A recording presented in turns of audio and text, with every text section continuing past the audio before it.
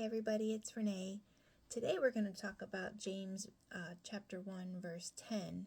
It's a continuation of verse 9 that says, "The lowly brother boasts in his exaltation." So verse 10 says, "And the rich in his humiliation, because like a flower of the grass he will pass away." So James begins by telling the humble to rejoice in their exaltation, and then he flips the coin with a thought-provoking statement. "And the rich in his humiliation, because like a flower of the grass he will pass away."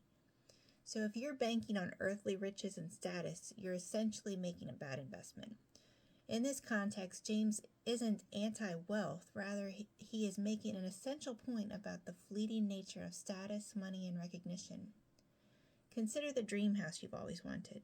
It may be your pride and joy today, but eventually someone else will call it home.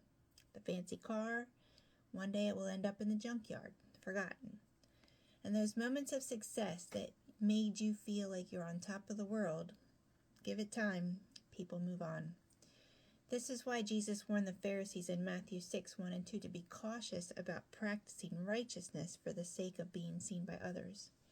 He emphasizes that if your goal is to receive earthly applause, congratulations, you got it, but that's all you're going to get.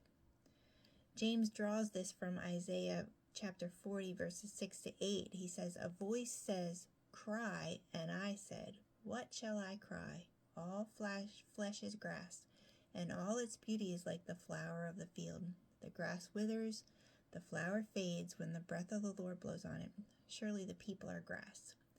The grass withers, the flower fades, but the word of our God will stand forever." When he compares the rich to flowers that bloom and then quickly fade, one moment they flourish, admired for their beauty, and the next they are wilting and forgotten. This analogy goes far beyond just money. It speaks to our values and our priorities.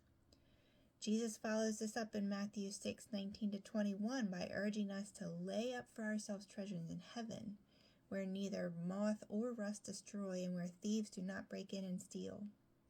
If we spend our lives chasing after things that are temporary, we risk missing out on what truly lasts. So if money, fame, possessions are all temporary, what should we invest in? The answers are clear. Acts of faith and obedience, love and service done for the glory of God, and creating a kingdom impact that outlives us. These are the treasures that endure, not subject to decay or loss. James is essentially saying that if you're rich, don't get too comfortable. Your real investment should be in things that have eternal significance. James isn't against success. He is against placing your trust in success instead of trusting in God. Whether we find ourselves rich or poor, the fundamental question remains: are we investing in heaven, or are we simply storing trophies that won't matter in the end? So think about this. How do you perceive the relationship between wealth and spiritual health? In what ways can the pursuit of wealth lead to spiritual pride or complacency?